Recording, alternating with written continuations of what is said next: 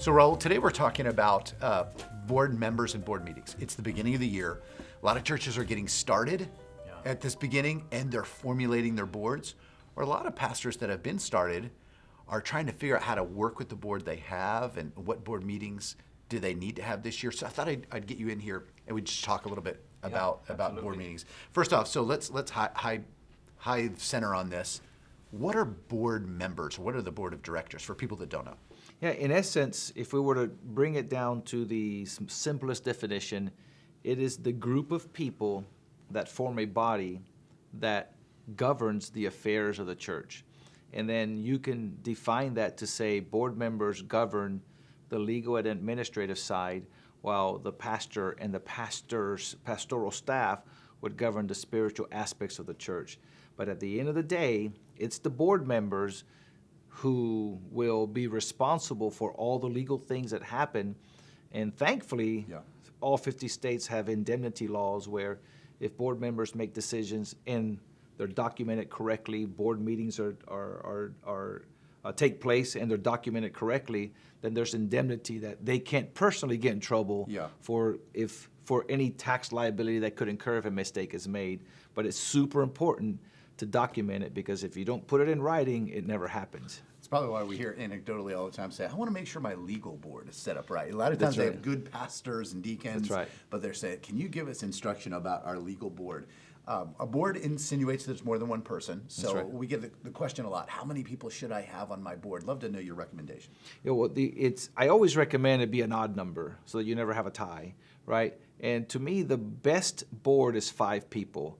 Any board above 5 gets too big. I've heard like 15, 17. I've heard those boards that are like, oh my gosh, it's half the church. I remember one time a church that was going through our Start Right program had 17 board members, and they had 100 members in their church. Wow. You're going to have a really hard time getting anything done. Sure. But you need 5 people that are like-minded, that share a common vision, and that do not care about their preferences coming through. They bring their knowledge to the table, but at the end of the day, even if a decision is made and that they disagree with, they still commit wholeheartedly as though it was their own idea. Yeah. That to me is a dream board. Yeah, every board that I sit on, I have to make sure that I am in alignment. That's what I'm always asking myself. Am I in alignment with the vision? Am I willing to put in the time to be there for them? Am I willing to understand clearly the vision of the pastor? And do I bring something to help? As a critical position. You can't be selfish and be on a board. No, you got to be serving, right? That's right. You got to be willing to serve. What about a question we get a lot is the balance. They hear the term balanced board, and I've heard you talk about before it being more unrelated than related, and more unpaid than paid. That's correct. Speaking to that, why is that so important? Well, that comes straight out of Section 4958 of the Internal Revenue Code, specifically Treasury Regulation 53, in which the IRS defines the definition of a family member when it pertains to the board of directors of a church or a nonprofit.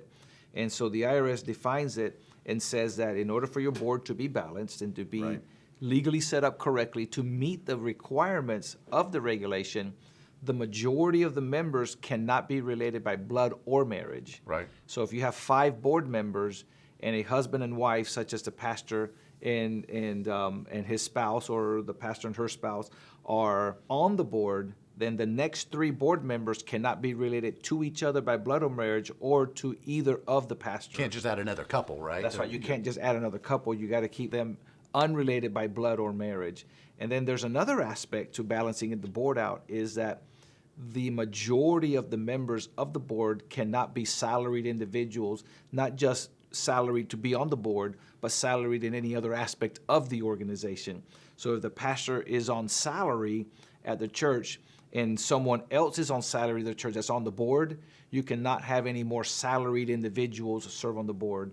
The idea is that in order to best serve a public interest, the majority of the people cannot have an interest in themselves as they serve in the organization. Sure, they're trying to keep the board focused on the ministry, on the mission, not just what we can do and push through ourselves. I know you, you know me. I'm paid, I pay you, vote my way up. That's right. But there's also another side to this that is in the regulation, and that is if I am a salaried individual and we're now working on the budget side of the church, and we're going to be setting salaries for all of the other staff members, a salaried board member cannot vote on any other salary at the church. So they have to recuse themselves. So when it comes time to vote, they need to mention to the board and say, hey, I have to recuse myself from voting on salaries because I myself am a salaried member.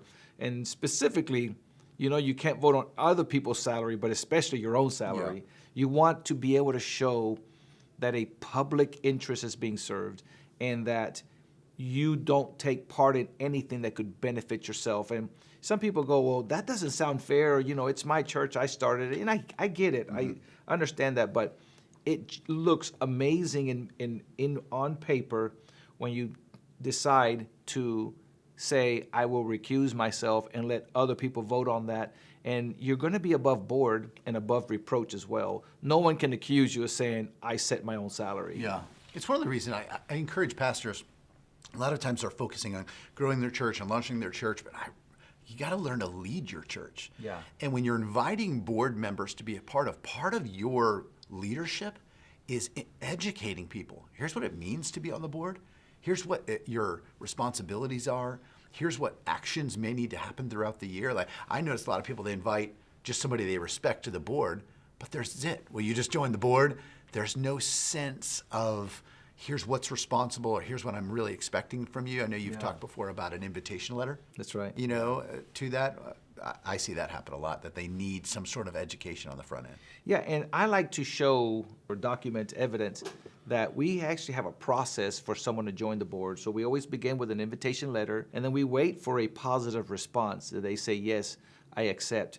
Once they accept the invitation, then we actually add it to the minutes of the board meeting to say we're going to vote on whether this person will become a board member or not.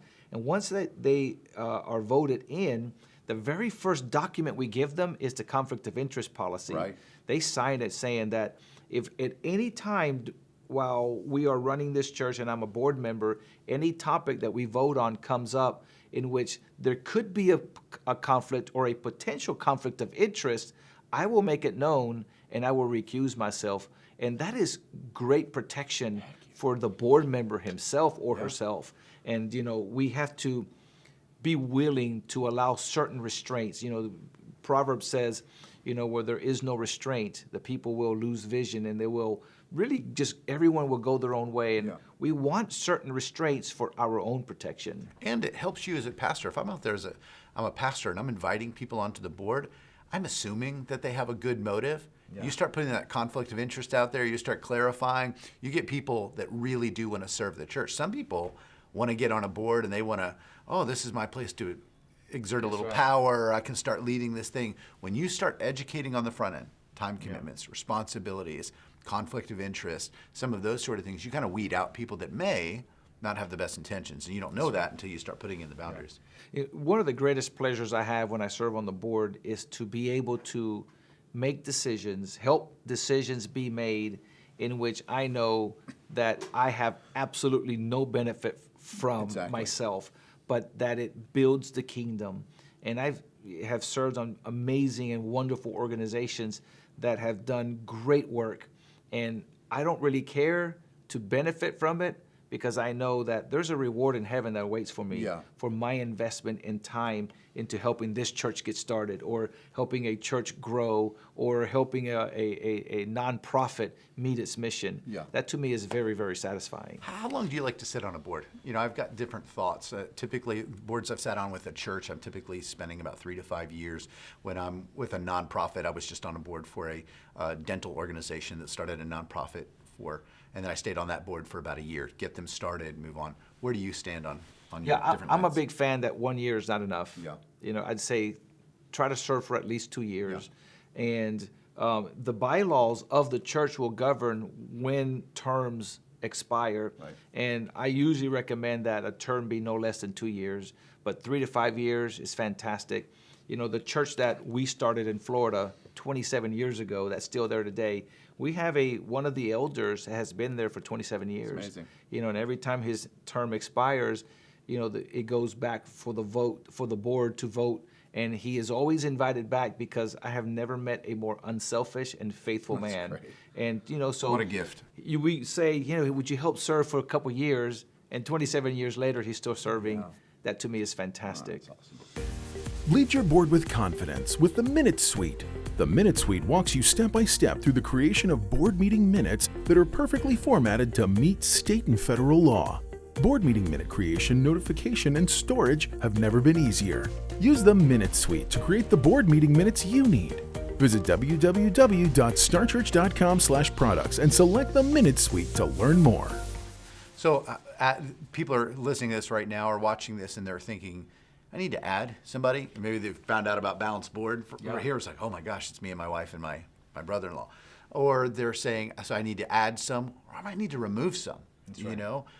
Talk to us about what the strategies you would put in place. Here's how I go about either adding or releasing a board member. It's a lot easier to add a board member than it is to remove a board member, God. especially, that's right, especially when you have to remove a board member, not because they are resigning or their term is up and they're saying, hey, if you could find someone else, but they actually want to remain, but yet it's not working and it's maybe they're slightly divisive or very divisive. And it's or really, misalignment of vision, don't you think? Sometimes you get on a board, you get all the information on the front end, you get going on, you realize, oh, they're actually going a little different direction than I had thought in the beginning, and I'm misaligned. Yeah, and that's not easy, because your bylaws will dictate how that happens, and it's got to be done according to the bylaws because removing a board member is not a doctrinal issue. Right. It's a legal issue. Right.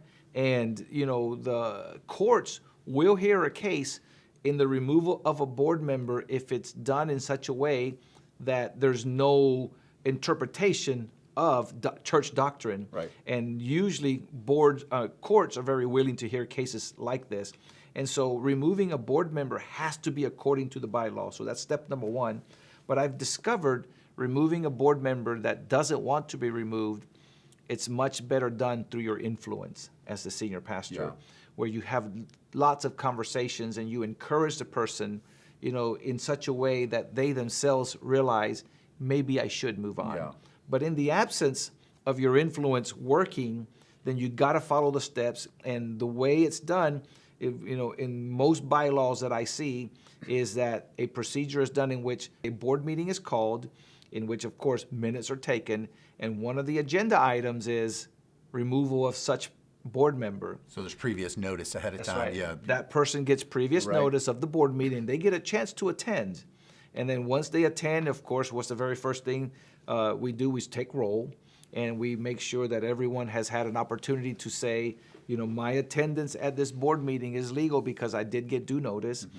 And then you vote on it. Right. But before you vote, if you're the senior pastor, if you're the chairman of the board, you should already have spoken to all the other board members to make sure you have the required number of votes. And we call that the meeting before the meeting, right? meeting Making before sure the I'm meeting. pastoring, That's I'm right. leading before the clock starts. You don't want to start a meeting not knowing what the outcome's going to be in this because it's uncomfortable. Sure. And it's difficult, and the goal is not to win.